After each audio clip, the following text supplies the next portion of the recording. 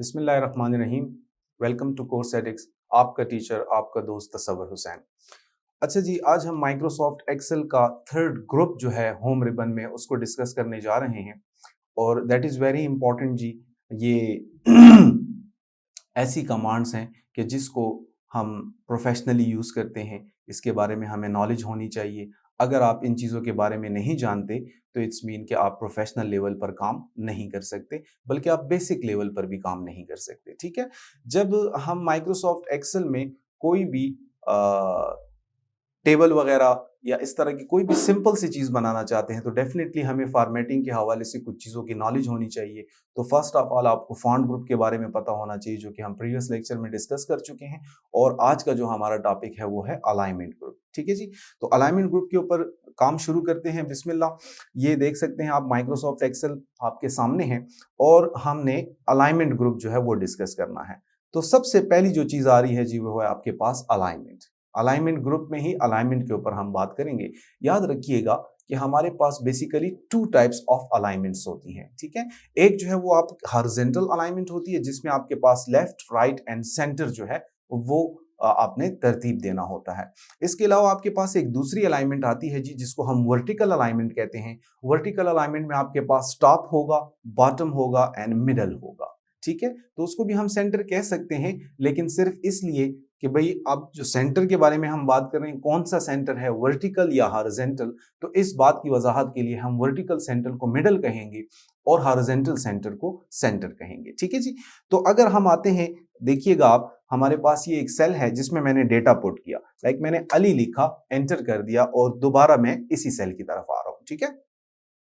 तो अगर आपसे कोई क्वेश्चन करता है कि भाई what is the alignment of this data, कि जी ये जो सेल है इसके अंदर आपने अली लिखा, किस तरफ लिखा हुआ है, लेफ्ट साइड पे है, राइट में है, सेंटर में है, तो वेरी सिंपल जी हमारा जवाब होगा कि जी अली आपने लेफ्ट साइड पे लिखा, ठीक है। और नजर भी आ रहा है, हमें समझ भी आ रही है इस बात की। लेकिन अगर हमसे कोई ये पूछता है कि जी ये अली जो है ये इस सेल में कहाँ लिखा है वर्टिकली, यानी ये ऊपर है, नीचे है या सेंटर में है, तो हम इसका जवाब क्या देंगे? तो जनाब इसका जवाब जो है वो हमें इस वक्त नहीं मिल सकता, यानी आप देखकर ये नहीं बता सकते कि ये अली कहाँ है, ठीक है जी। याद रखिएगा कि इस वक्त चूंकि जो सेल है उसका साइज उतना ही है जितना आपके टेक्स्ट का साइज है, तो जिसकी वजह से हम इस बात का तयन नहीं कर सकते कि जी ये डेटा जो है ये ऊपर है, नीचे है या दरमियान में है, ठीक है। तो अगर हम कहें कि नीचे है तब भी ठीक, सेंटर में है तब भी ठीक, नजर तो वैसे ही आ रहा है। बहरहाल अब हमें पता कैसे चलेगा जी, ठीक है। तो इसके लिए आपने क्या करना है कि जो रो की हाइट है इसको आप थोड़ा सा ज्यादा कर दें, ठीक है जी। जब आप रो की हाइट को ज्यादा करेंगे तो ये बात वाजिया हो जाएगी और हमें समझ आ जाएगी कि जी आपने अली कहाँ लिखा। वैसे मैं आपको बताता चलूं कि इस वक्त अली जो है वो बॉटम में है और इस बात का तायुन जो है वो आप अलाइनमेंट में इस बॉटम के ऊपर क्लिक की वजह से कर सकते हैं, ठीक है। यानी आपको इस बात का अंदाजा हो सकता है। बहरहाल नजर नहीं आएगा आपको ये, इसके लिए आपने क्या करना है कि जी ये थर्ड नंबर रो है, आप देख सकते हैं एरो जब आप यहाँ पर आती है तो सिलेक्शन हो रही होती है, और जब आपका ये जो पॉइंटर है ये यहाँ पर आता है तो यहाँ पर आप क्या कर सकते हैं, इसके साइज को चेंज कर सकते हैं। तो मैंने क्लिक करके और साइज को थोड़ा सा बड़ा कर दिया, तो अब हमें वाज़ेह हो गया कि जी अली बॉटम में लिखा हुआ है, ठीक हो गई बात। तो these are two types of alignment जी, जिसके बारे में हम बात करेंगे। अब हम सबसे पहले आपको बताते चलें कि जी माइक्रोसॉफ्ट एक्सेल में एक कानून है, इसका अपना एक लॉ है, और वो ये है कि जब आप टेक्स्ट लिखते हैं तो वो लेफ्ट साइड पर आता है। आप देखिएगा अली के बाद मैंने खान लिखा, वकार लिखा, ठीक है। जो भी डेटा आप एंटर करते हैं जो कि टेक्स्ट फॉर्म में होता है तो normally by default left side पर आएगा। लेकिन अगर आप नंबर्स लिखते हैं डियर्स, तो आप देख सकते हैं कि जो नंबर डेटा है वो राइट साइड पर और जो टेक्स्ट डेटा है वो लेफ्ट साइड पर आ रहा है। क्लियर हो गई बात। तो यहां पर अब आपने एक बात समझनी है कि जी इसका मतलब ये है कि अगर मैं इसको लेफ्ट कर दूं तो आपका सारा डेटा जो है वो लेफ्ट साइड पर अलाइन हो गया, ठीक है। अब अगर मैं इसको सेंटर करता हूं तो तमाम का तमाम डेटा सेंटर में, इसी तरह आप राइट लेफ्ट सेंटर कर सकते हैं। लेकिन जो सवाल है वो ये है कि भाई इसको अपनी नॉर्मल कंडीशन में हम कैसे लेकर आएंगे, क्योंकि हम जानते हैं कि नॉर्मली जो आपका टेक्स्ट डेटा है वो लेफ्ट साइड पर और जो न्यूमेरिक डेटा है वो राइट साइड पर आता है। तो अब हम क्या करें? तो इसके लिए जी मैं आपको बड़ी आसान सी टेक्निक बताता हूं कि आपने जिस कमांड पर क्लिक किया, यानी इस वक्त लेफ्ट पर क्लिक है, तो आपने अगेन लेफ्ट पर दोबारा से क्लिक कर देना है। ठीक है जी। तो इससे क्या होगा कि आपका डेटा जो है वो नॉर्मल तरतीब में आ जाएगा, और इस अलाइनमेंट को बेसिकली जनरल अलाइनमेंट कहा जाता है। ठीक है जी। तो दैट इज द कॉन्सेप्ट कि आप अपने डेटा को अपनी मर्जी के मुताबिक जैसे चाहें वैसे अलाइन कर सकते हैं। तो that is for horizontal alignment. इसके बाद हम वर्टिकल अलाइनमेंट की बात करेंगे। तो जाहिर सी बात है, अगर आप इसको टॉप में रखें और इसको आप सेंटर में रखें और इसको आप बॉटम में रखें तो आपको फर्क नजर नहीं आएगा। आप देख सकते हैं हमें तीनों डेटा बिल्कुल सेम नजर आ रहा है, लेकिन हमें यह पता चलेगा जब हम इनकी जो हाइट है उसको ज्यादा कर दें। तो अब बात वाज़ेह हो गई जी। अली कहां लिखा है जी? टॉप में लिखा है। खान कहां लिखा हुआ है जी? मिडल में है। ठीक है, वर्टिकल सेंटर है। और इसी तरह वकार कहां पर लिखा हुआ है? बॉटम में लिखा हुआ है। तो that is for vertical alignment. By default जो आपकी वर्टिकल अलाइनमेंट होती है वो बेसिकली बॉटम होती है।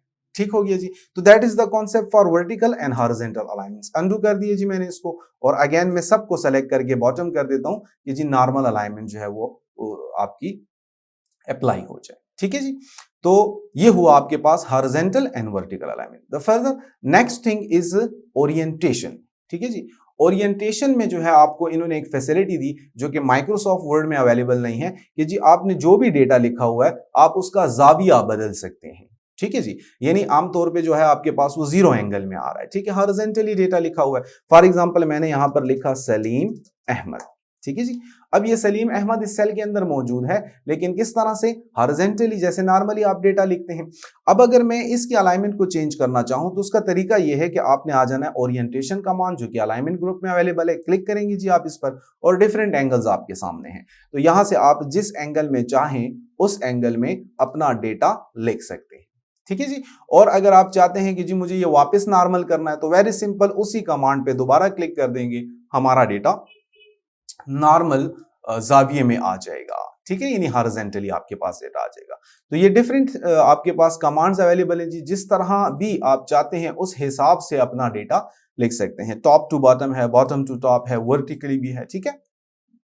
और फर्दर अगर आप चाहें तो मजीद अलाइनमेंट्स भी इसमें मौजूद हैं। अगर आप बिल्कुल अपनी मर्जी के मुताबिक इसको किसी भी जाविये में लिखना चाहते हैं। फॉर एग्जांपल मैं कहता हूं कि जी इस वक्त 45 डिग्री एंगल में है, अंदाजे से हम बात कर रहे हैं, लेकिन मैं कहता हूं कि जी मुझे 35 डिग्री एंगल में चाहिए। तो अब ये तो अवेलेबल नहीं है इसमें। अब क्या करें? तो उसके लिए आपने क्या करना है कि जी आपने फर्दर ऑप्शंस में आना है, और आपके पास फॉर्मेट सेल अलाइनमेंट का ऑप्शन मौजूद है, कमांड मौजूद है। क्लिक करेंगे जी आप, और आपके पास जो है और ऑप्शंस आ जाएंगे। डायलॉग बॉक्स आपके सामने आ जाएगा जिसके अंदर मजीद डिटेल में बात की जा सकती है। बहरहाल दैट इज ओरिएंटेशन। और यहां से आप चेक कर सकते हैं कि भाई इस वक्त जो आपकी डेटा की ओरिएंटेशन है, जाविया है, वो है 45 डिग्री एंगल।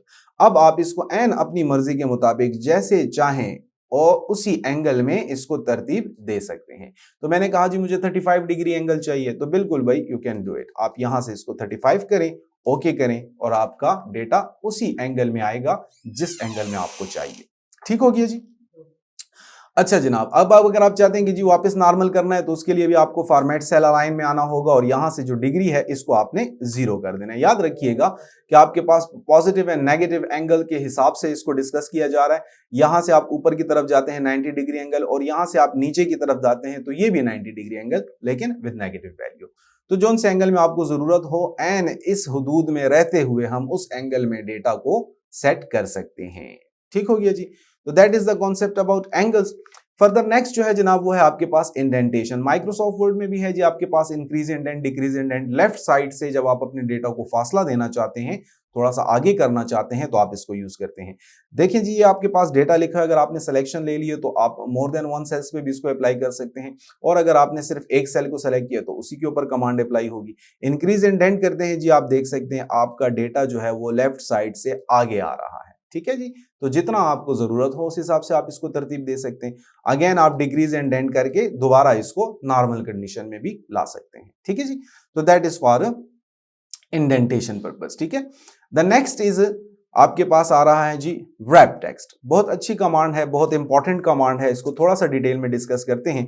देखिए जी अगर आपके पास कोई कॉलम आता है लाइक नेम का, और आपने उसमें कुछ नाम लिखे।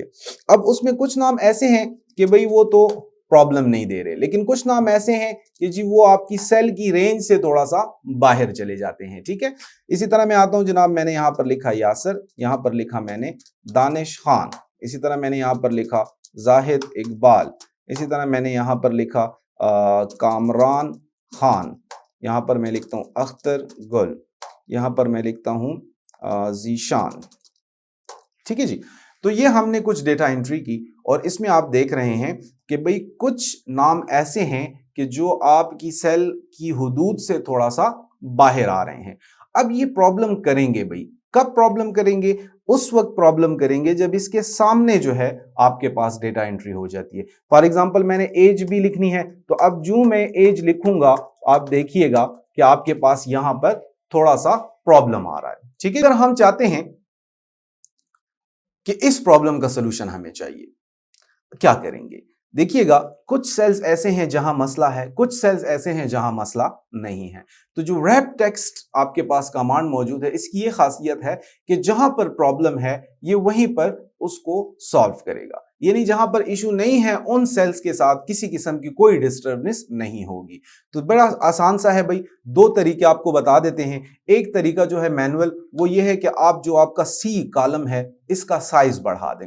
वेरी सिंपल, आप सी कॉलम के राइट साइड पे डबल क्लिक कीजिएगा तो जितनी जरूरत होगी उसी हिसाब से आपका कॉलम बड़ा हो जाएगा और अब आपका डेटा बिल्कुल सही से प्रिंट होगा, प्रॉब्लम नहीं आएगी। द सेकंड थिंग, अंडू कर दिया जी हमने, इसको कंट्रोल जेड कर दिया। इसकी तरह दूसरा जो तरीका है, प्रोफेशनली हम इसको यूज करते हैं उस कंडीशन में, याद रखिएगा कि जब हम कॉलम के साइज को नहीं बढ़ाना चाहते। और ऐसी सिचुएशंस आपके सामने आएंगी जब आप प्रैक्टिकल काम करेंगे कि भाई आपके पास लिमिट आ जाएगी कि भाई आपका जो पेज है उसमें इतने कॉलम्स हैं कि भाई आपका टेबल बिल्कुल उतने ही कॉलम्स रखता है जितने कि आपके पेज के अंदर अवेलेबिलिटी है। तो ऐसी सिचुएशन में अगर मैं सी कॉलम को थोड़ा सा बड़ा करूंगा, ये नेक्स्ट आपके पेज में चला जाएगा, ठीक है जी। तो नेक्स्ट पेज में जाने की वजह से हमारी सारी सेटिंग्स जो हैं वो गड़बड़ हो जाएंगी। तो इस सिचुएशन में हम कॉलम जो है उसको बढ़ाना नहीं चाहते, यानी उसका साइज जो है वो हम नहीं बड़ा करना चाह रहे, तो हम यूज करेंगे रैप टेक्स्ट। रैप टेक्स्ट में ये खासियत है कि वो कॉलम के साइज को डिस्टर्ब नहीं करता और जैसे आप इस पे क्लिक करेंगे आपके रो का साइज जो है वो बड़ा हो जाएगा, तो जिससे हमारे कॉलम सेम रह जाएंगे भाई और आपके नाम बिल्कुल पूरे पूरे दिखाई देंगे। और आप देख सकते हैं कि भाई खान तो कोई इशू नहीं आया, आपकी जो रो का साइज है सेम रखा, जहां पर नाम डबल है वहीं पर इसने इसको बड़ा कर दिया, ठीक है। और बड़ी आसान सी बात है, जब आप इसको प्रिंट कर देंगे, आफ्टर प्रिंट चूंकि हमें ऐसा नहीं चाहिए होगा, तो अगेन सिर्फ सिलेक्शन लेंगे और रैप टेक्स्ट पे दोबारा क्लिक करेंगे और आपका डेटा वापस आपको उसी तरह दिखाई देगा जैसा कि आपने लिखा था। क्लियर हो गया जी? तो that is all about wrap text, ठीक है जी। The next is merge. Merge कहते हैं जी इकट्ठा करने को, एक करने को। याद रखिएगा, मैं यहां से थोड़ा सा नीचे आ जाता हूं, डेटा को छोड़ देते हैं जी। हमारे पास यहां पर रो एंड कॉलम का कॉम्बिनेशन है, आप जानते हैं, ठीक है। यहां पर आप देख सकते हैं कि आपके पास different rows and different columns हैं। मैंने सिलेक्शन ले लिए जी। आप देख सकते हैं कि मैंने 3 कॉलम और 3 रोज सेलेक्ट की, ठीक है। बी सी डी कॉलम्स हैं और रो नंबर 24 से 26 तक जो है मैंने सिलेक्शन ली हुई है। समझ रहे हैं आप बात को? तो 3 रोज और 3 कॉलम, कितने सेल हो गए जी? 9 सेल्स हो गए, ठीक है। अब मैं ये चाहता हूं कि इससे एक सेल बन जाए, यानी ये तमाम सेल्स जो है वो मैं आपस में मर्ज करना चाहता हूं, इकट्ठा करना चाहता हूं। तो अगर हमें इस तरह की जरूरत महसूस होती है तो आप यहां पर आएंगे जी, इसको ओपन करें, यहां पे आपके पास कमांड मौजूद है, that is merge cell. Merge cell पे आपने क्लिक किया और आपके तमाम सेल्स एक सेल में कन्वर्ट हो गए, ठीक है जी। तो that is the concept. The next one is, फिर अगेन 3 कॉलम 3 रोज सेलेक्ट करते हैं। अब हम यूज करते हैं जनाब the next option, that is merge and centre. तो जैसा कि उसके नाम से वाज़ेह है भी कि भाई मर्ज भी हो गया और सेंटर भी हो गया। अच्छा जी, क्या सेंटर हो गया? हमें तो दोनों सेम सेम दिखाई दे रहे हैं। तो याद रखिएगा कि जो आपकी टेक्स्ट की अलाइनमेंट है वो असल में सेंटर हो चुकी है। अगर आप यहां पर लिखते हैं तो आप देख सकते हैं आपका डेटा लेफ्ट साइड पर लिखा जा रहा है, जबकि आप यहां लिखेंगे तो आपका डेटा सेंटर में लिखा जाएगा। बस दैट इज द डिफरेंस, ठीक है। और बिल्कुल सही बात है, अगर आप ये सोच रहे हैं कि जी हम बाद में खुद भी सेंटर कर सकते हैं, बिल्कुल कर सकते हैं, कोई इशू नहीं है, ठीक है जी। तो अगर आप चाहते हैं कि आप ऐसे इसको इस्तेमाल करें तब, और अगर आप कहते हैं कि जी मैं सेंटर नहीं करता, यहां से डायरेक्ट हो जाएगा, फैसिलिटी है, तो आप इसको इस्तेमाल में ला सकते हैं। द नेक्स्ट इज कि आपके पास अगेन 3 कॉलम और 3 रोज को सेलेक्ट किया गया और अब हम चाहते हैं कि भाई इसको भी हम मर्ज करते हैं, तो यहां पर आपके पास एक और ऑप्शन है और इसका नाम है मर्ज अक्रॉस। ठीक है जी, क्या फर्क है इसमें? तो याद रखिएगा कि जब आप मर्ज अक्रॉस को यूज करेंगे, ये कॉलम्स को तो मर्ज कर देगा लेकिन रोज को मर्ज नहीं करेगा। ठीक है जी, तो देखिएगा मैं क्लिक कर रहा हूं, BCD 3 कॉलम है, जैसे ही मैंने मर्ज अक्रॉस पे क्लिक किया तो ये जो 3 कॉलम है ये एक हो चुके हैं। समझ रहे हैं मेरी बात को? तो 3 कॉलम्स को इसने मर्ज कर दिया, रोज तब भी 3 थी और अब भी 3 है। क्लियर हो गया जी? तो बाज औकात हमें जरूरत पड़ती है, अब आप इसका भी इस्तेमाल कर सकेंगे और वेरी सिंपल कि भाई आपने कॉलम्स नहीं मर्ज करने, सिर्फ रोज मर्ज करनी है, तो you can use the merge across. और अगर आप चाहते हैं कि जी हमारा डेटा वापस से, यानी जो हमारे सेल्स की तरतीब है वो वापस से ठीक हो जाए, तो सिंपल है, आपने सबको सेलेक्ट करना है और दरमियान में अगर सही सेल सेलेक्ट होते हैं कोई इशू नहीं है, आप इसको ओपन करें और आपके पास कमांड मौजूद है अनमर्ज सेल। तो अनमर्ज सेल पे क्लिक किया और हमारा डेटा वापस नॉर्मल कंडीशन में, या आपके सेल्स जो हैं वो दोबारा से नॉर्मल कंडीशंस में आ गए। तो that is the concept about alignment. ठीक है जी, तो इनफ फॉर टुडे, काफी है इंशाल्लाह आज के लिए, फर्दर इंशाल्लाह नेक्स्ट क्लास में डिस्कशन होगी। थैंक यू जी, अल्लाह हाफिज।